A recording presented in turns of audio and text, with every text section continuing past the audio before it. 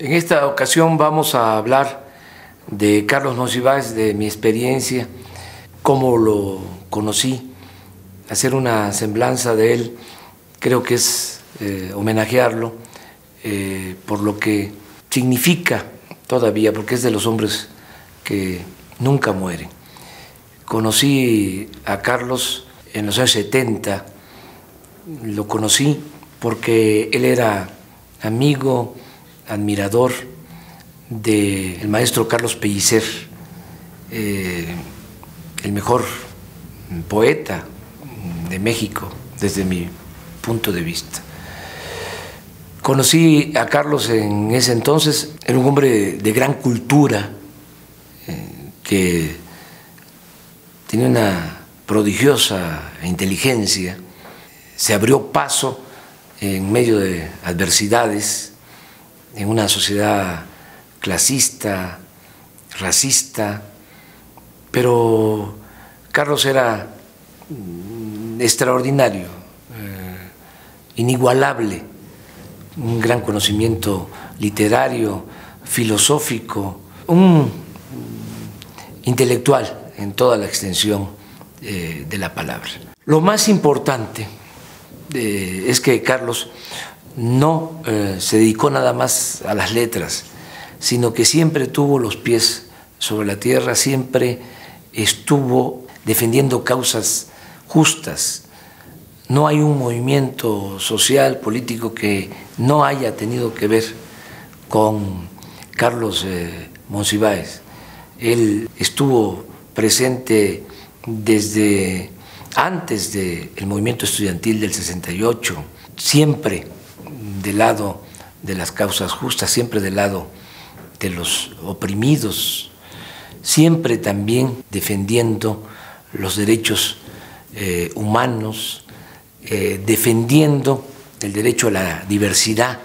Recuerdo que me acompañó en 1988 durante mi campaña por la gobernatura de Tabasco. En ese entonces, después de un fraude electoral, escribí un libro que se llama Tabasco, víctima del fraude, y un texto suyo es prólogo de ese libro, una crónica de lo que pasó en Tabasco en ese entonces.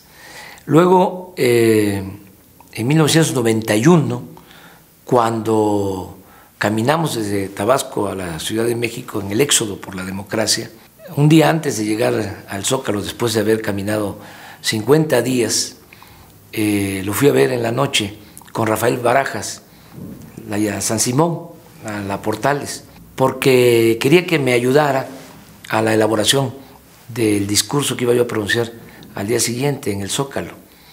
Y recuerdo muy bien que llegamos, estaba en su escritorio, como siempre, lleno de libros, de papeles, con los gatos, el radio puesto. Estábamos platicando y le dije lo que quería yo decir al día siguiente. Y entonces empezó a escribir en unas hojas, pero todo esto al mismo tiempo que platicábamos. Y escribía, y escribía, y escribía, y escribía. Y de inmediato me dice, esto es, ya me lo entrega. A ver qué te parece, revísalo. Impecable. Ese fue el discurso del día siguiente, cuando llegamos en el éxodo por la democracia. Le agregué cosas, pero básicamente fue lo que él escribió.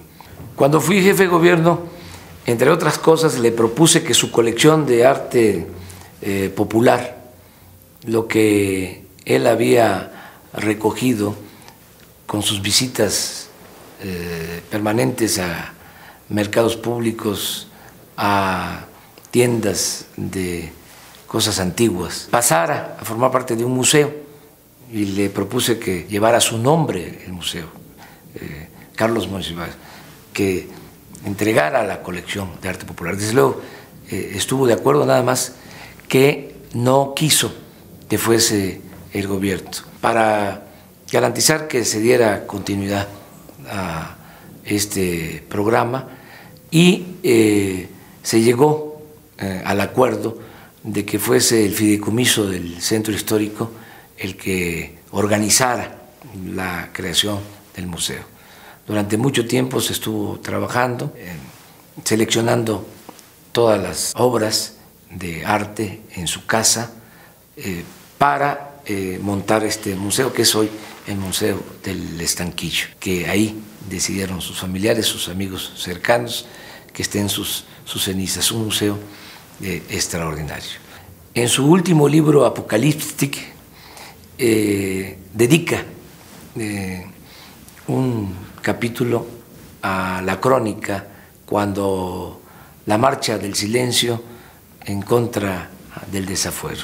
Así termina el libro, es una crónica bellísima.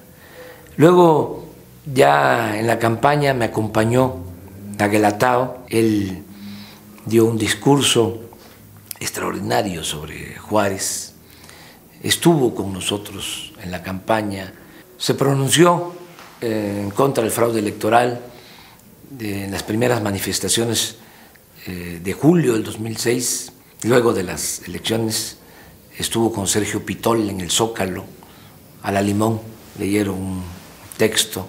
Se me pasaba a decir, recordar, que en el 2006 yo voté por él.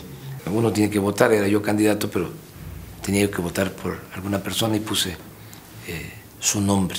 Después de las elecciones, pues ya conocen ustedes lo que ha venido sucediendo. Hemos estado defendiendo el patrimonio nacional. Monsiváis nos ayudó mucho porque formó parte de un grupo de intelectuales para la defensa del petróleo. Él escribió muchas cartas que fueron firmadas por personalidades para frenar la privatización de la industria petrolera. Además es un ejemplo de honestidad, un intelectual que no se deja cooptar por el régimen, que mantiene su independencia, un intelectual honesto, no acumula dinero, es una gente siempre congruente, excepcional. Se dice que hay buenos escritores y grandes escritores. Carlos Monsiváis no solo es un gran escritor, es un gran ser humano. En los últimos tiempos platicábamos y había la coincidencia que solo se podía sacar adelante el país con un despertar ciudadano. Él quería el cambio de manera pacífica, él era un pacifista, un partidario de la no violencia.